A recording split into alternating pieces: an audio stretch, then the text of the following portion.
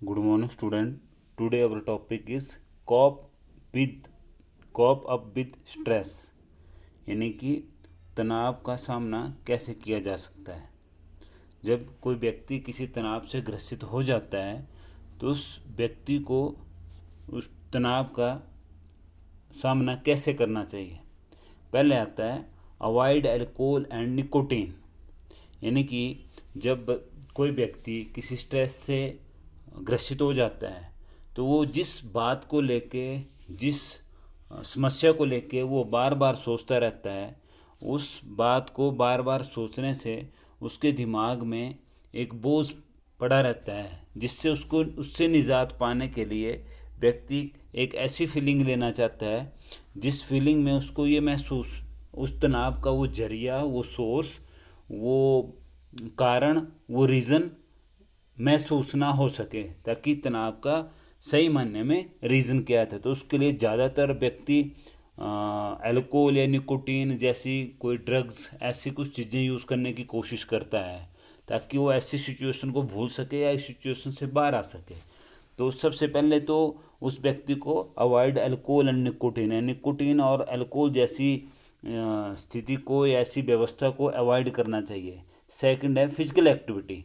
ऐसे टाइम में व्यक्ति को शारीरिक व्यायाम, योगा या फिजिकल एक्टिविटी या खेल या कोई ऐसी एक्टिविटीज़ करनी चाहिए जिससे वो उस सिचुएशन से बाहर निकल सके या वो सिचुएशन उसके दिमाग में कंटिन्यूसली काम ना करे।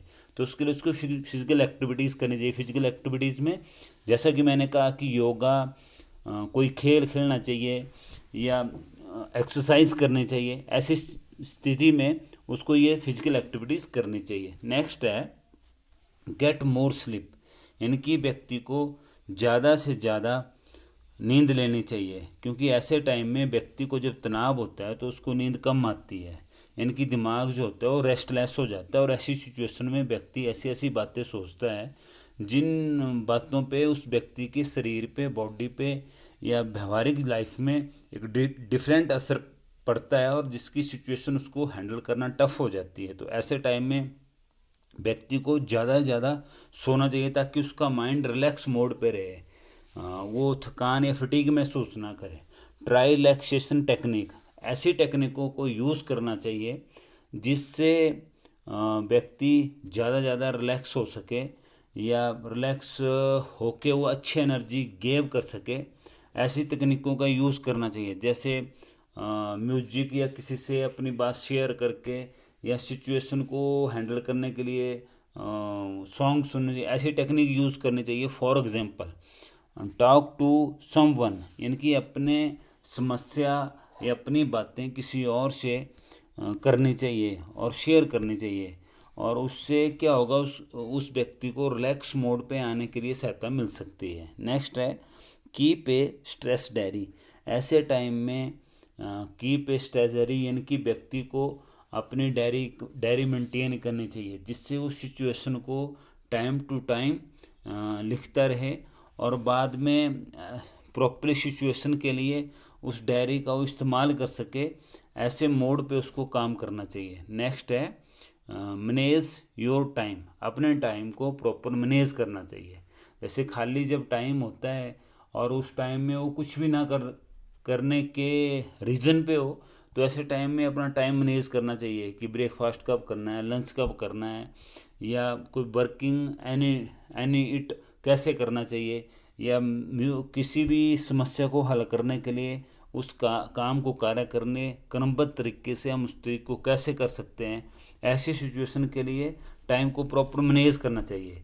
ईट ए हेल्दी डाइट, ऐसी सिचुएशन में जब व्यक्ति फिजिकली वर्क करता है, फिजिकल वर्क करके व्यक्ति का जो स्वास्थ्य होता है वो प्रॉपर मेंटेन होता है, क्योंकि फिजिकल वर्क करने से व्यक्ति का डाइजेशन सिस्टम बढ़ जाता है और भी जो हमारी मसल्स होते हैं ग्रो करते हैं। लेकिन स्ट्रेस जैसी सिचुएशन में जब हमारा माइंड थकान जैसी पोजीशन में होता है, किसी बात को सोचता रहता है, अगर हम 100% फिजिकल वर्क करते हैं तो उसमें अगर हमारी 90% एनर्जी वेस्ट होती है, लेकिन जब हम दिमागी एंजाइटी में, चिंता में व्यस्त रहते हैं तो वही एनर्जी हमारी डबल हो जाती है, यानी कि डबल सोर्सेज से डबल सोर्स से वो एनर्जी को खींचते हैं और जिससे हमारी बॉडी पे बैड इफेक्ट पड़ता है। तो ऐसी सिचुएशन के लिए का सामना करने के लिए ईट ए हेल्दी, यानी कि प्रॉपर हेल्दी खाना लेना चाहिए, भोजन लेना चाहिए।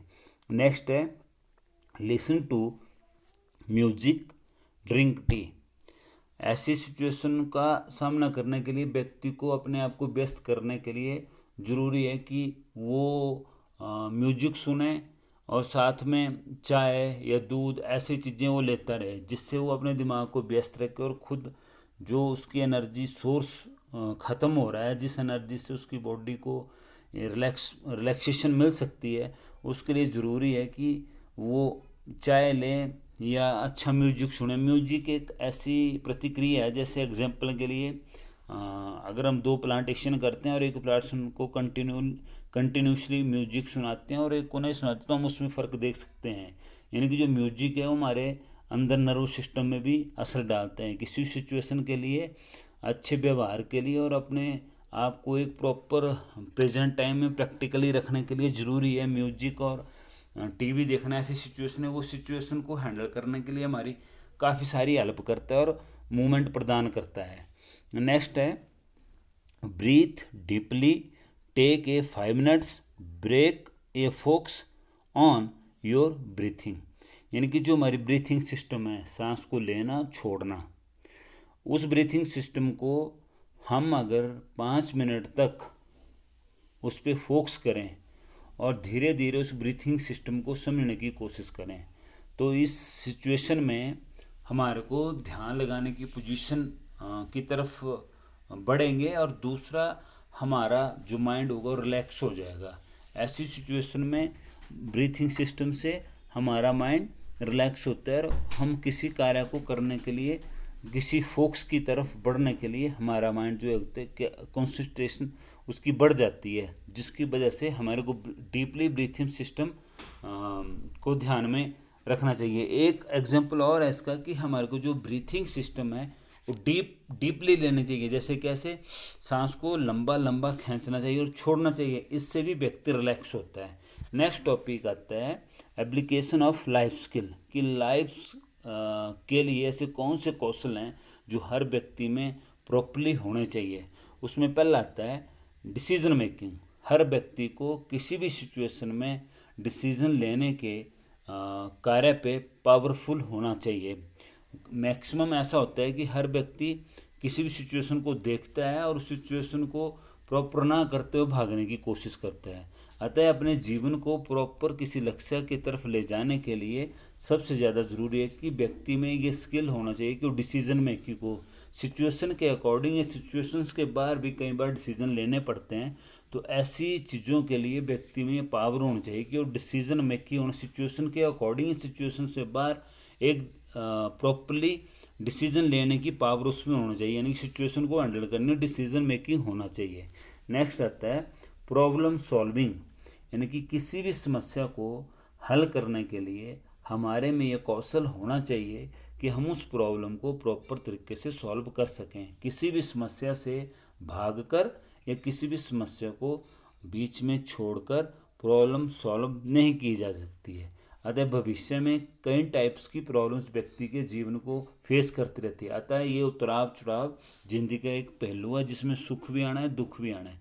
हर सिचुएशन को हैंडल करने के लिए ज़रूरी है कि हम उस समस्या को झेलें, उसका चैलेंज लें और उसको सॉल्व करने के लिए या उस क्वेश्चन के आंसर के लिए, उसकी सिचुएशन को हैंडल करने के लिए उस सिचुएशन को प्रॉपर तरीके से अंडरस्टैंड करें और साथ में अंडरस्टैंड करने के बाद उस प्रॉब्लम को रियलिटी में सॉल्व करने के लिए उसके लिए नए नए रास्ते और व्यवस्था ढूंढें। नेक्स्ट है क्रिएटिव थिंकिंग। किसी भी ऊंचाई पे पहुंचने के लिए व्यक्ति में जो उसकी सोच है क्रिएटिव होनी चाहिए। जैसे बच्चे को स्कूल में जब टीच करते हैं तो उसको क्रिएटिव करने के लिए डिफरेंट टाइप की एक्टिविटीज़ कराते हैं। वो एक्टिविटीज़ बच्चे के व्यवहार में एक परिवर्तन, एक तरीका होता है, ताकि बच्चे का जो नेचर है वो थिंकिंग है जो क्रिएटिव हो सके और उसमें क्रिएटिविटी आ सके और किसी भी कार्य को करने के लिए वो क्रिएटिव हो सके। ऐसी ही क्रिएटिव थिंकिंग्स एक स्किल है लाइफ का, वो हर व्यक्ति में होना चाहिए। नेक्स्ट है इफ़ेक्टिव कम्युनिकेशन। हर व्यक्ति बात करने का जो तरीका होता है, कम्युनिकेट जो दूसरे व्यक्ति को करता है वो अपने हिसाब से करता है। लेकिन आप किसी व्यक्ति या सभा में या अन्य व्यक्तियों की सभाओं में या किसी समूह में प्रॉपरली उस पर छाप छोड़ना चाहते हैं तो उसके लिए ज़रूरी है कि आपका जो कम्युनिकेशन स्किल है वो इफ़ेक्टिव होना चाहिए। किसी भी बात को रखने के लिए या किसी भी विचार को दूसरों को सुनाने के लिए, उस विचार पे उन व्यक्तियों का असर कराने के लिए ज़रूरी है कि हमारा जो कम्युनिकेशन स्किल है वो इफ़ेक्टिव होना चाहिए। नेक्स्ट है इंटरपर्सनल रिलेशनशिप, यानी कि आपकी अपनी रिलेशनशिप, यानी कि व्यक्ति एक क्या है, सामाजिक प्राणी है और वो समाज में रहने के लिए ज़रूरी है कि हमारा जो रिलेशनशिप है, जो पर्सनल है, वो कैसे होनी चाहिए, इंटरनली और दूसरों के व्यवहारिक होने चाहिए, जिसमें हमारा पर्सनल रिलेशनशिप लोगों को समझने या लोगों को किसी भी बात को समझाने के लिए प्रॉपर होना चाहिए। यानी कि अपने लाइफ स्किल में एक इंटरपर्सनल रिलेशनशिप का भी एक दायरा प्रॉपर होना चाहिए। नेक्स्ट है सेल्फ अवेयरनेस ऑब्लिक मिडफुलनेस, यानी कि हमें अपने बारे में ज्ञान होना चाहिए, जिसको बोलते हैं सेल्फ अवेयरनेस। हमें अपने आप पे आत्मविश्वास होना चाहिए। व्यक्ति किसी भी कार्य करने के लिए जब तत्पर होता है और वो इस बात को लेके चलता है कि हाँ मेरी जो हेल्प है, मेरी जो व्यवस्था है, ये किसी के थ्रू या किसी की हेल्प से हो सकती है, तो आप उस कार्य को प्रॉपर नहीं कर सकते हैं। अतः उस कार्य को करने के लिए सबसे ज़्यादा ज़रूरी है कि आपका आत्मचिंतन होना ज़रूरी है, कि आपको अपनी व्यवस्था का और सेल्फ अवेयरनेस, अपने बारे में ज्ञान होना बहुत ज़रूरी है, कि आपको अपनी व्यवस्था के लिए और अपने किसी भी कार्य के लिए आपको अपनी आत्मा का ज्ञान और अपनी आत्म संयम के साथ साथ अपनी शक्ति, स्ट्रेंथ, इस सारी चीज़ का सेल्फ अवेयरनेस, अपनी अवेयरनेस होनी चाहिए कि हम इस कार्य के करने के लिए बाध्य हैं या नहीं हैं। नेक्स्ट है टीवीनेस, यानी कि जिसको बोलते हैं दृढ़ता।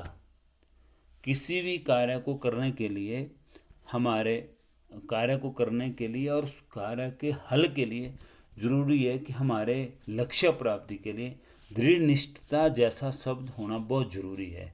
यानी कि हमारे को उस कार्य को करने के लिए, कि जिसको हम योगा की भाषा में बोलते हैं हठ योग, ऐसी व्यवस्था किसी भी कार्य को की लक्ष्य को प्राप्त करने के लिए एक हट होना चाहिए, दृढ़ निश्चय होना चाहिए। तभी हम उस चीज़ को या सिचुएशन को हैंडल भी कर सकते हैं और अपने एम्स को प्राप्त कर सकते हैं, नहीं तो नहीं कर सकते हैं। Thank you.